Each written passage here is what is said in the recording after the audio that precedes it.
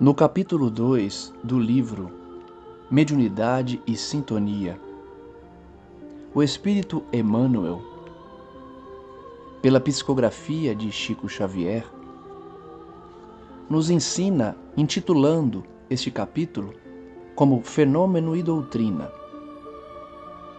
dizendo que até hoje os fenômenos mediúnicos que se desdobraram à margem do apostolado do Cristo são definidos como um conjunto de teses discutíveis. Porém, os ensinamentos e atitudes de Jesus constituem o maciço de luz inatacável do Evangelho, amparando os homens e orientando-lhes o caminho. Ele diz que há pessoas que recorrem à ideia de fraude piedosa para justificar a transformação da água em vinho nas bodas de Caná. No entanto, ninguém duvida quanto à grandeza moral de Jesus ao traçar os mais avançados conceitos de amor ao próximo, ajustando teoria e prática com o absoluto esquecimento de si mesmo em benefício dos outros, num meio em que o espírito de conquista legitimava os piores desvarios da multidão. Outros tentam explicar a cura do cego Bartimeu como uma psicoterapia. No entanto, todos concordam, em todos os lugares, que a visão superior do mensageiro divino, que dignificou a solidariedade como ninguém, proclamando que o maior no reino dos céus será sempre aquele que se fizer o servidor de todos na terra, agiu num tempo em que o egoísmo categorizava o trabalho à conta de extrema degradação. Emmanuel vai dizer que existem aqueles ainda que tentam explicar a multiplicação dos pães como um fenômeno de hipnose. O mundo, porém, a uma só voz, admira a coragem do eterno amigo que se consagrou aos sofredores e aos infelizes sem qualquer preocupação de posse terrestre. Mesmo que pudesse escalar os pináculos econômicos numa época em que, de modo geral, até mesmo os expositores de virtude viviam de bajular as personalidades influentes e poderosas do dia.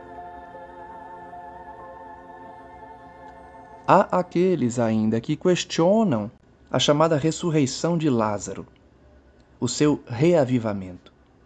No entanto, ninguém nega respeito incondicional ao benfeitor sublime, que revelou o suficiente desassombro para mostrar que o perdão é alavanca de renovação e vida, num quadro social em que o ódio coroado interpretava a humildade por baixeza.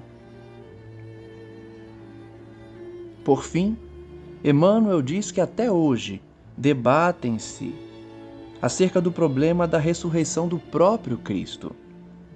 No entanto, o mundo inteiro reverencia o enviado de Deus, cuja figura renasce dia após dia das cinzas do tempo, indicando a bondade e a concórdia, a tolerância e a abnegação por mapas da felicidade real, no centro de cooperadores que se multiplicam em todas as nações, com a passagem dos séculos. Ele finaliza então dizendo, nos solicitando, recordemos semelhantes lições na doutrina espírita. Porque fenômenos mediúnicos serão sempre motivo de experimentação e de estudo, tanto favorecendo a convicção, quanto nutrindo a polêmica, mas educação evangélica e exemplo em serviço, definição e atitude são forças morais irremovíveis da orientação e da lógica, que resistem à dúvida em qualquer parte. Nessa bela página aprendemos com Emmanuel que as pessoas sempre buscarão atacar os fenômenos mediúnicos, justificando a sua ocorrência como fraude, como enganação, como uma ação de prestidigitadores enganadores. Que não nos preocupemos com isso, ele pede, porque o próprio Cristo foi questionado e é até hoje em algumas passagens, como a sua ressurreição, como o reavivamento de Lázaro, como a multiplicação dos pães e como a transformação da água em vinho. Os fenômenos de efeito físico, portanto, são questionados até hoje, porém, ninguém questiona a natureza divina do Cristo. Ninguém questiona que o seu evangelho é puro, provém do Pai maior e traz consolo, traz bálsamo às feridas, esclarece os ignorantes e dá esperança aos desiludidos. Ninguém questiona a grandiosidade das palavras de Jesus e o quanto ele se dedicava ao próximo, numa época em que não se admitia o serviço gratuito, ainda mais em favor de pessoas pobres, de pessoas miseráveis, doentes e criminosas. Jesus, portanto, revolucionou, mas não a política da época, e sim os corações humanos.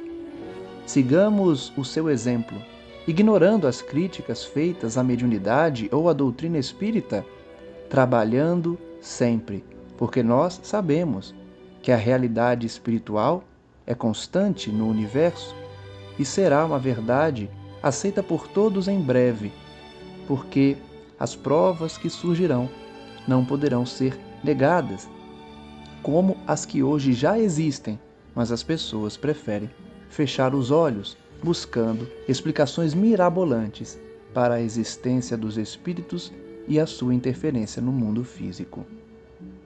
Ouçamos o professor Emmanuel e busquemos sempre a educação evangélica e, principalmente, o exemplo em serviço, porque essas são forças que orientam e trazem lógica, destruindo qualquer dúvida, seja de onde vier.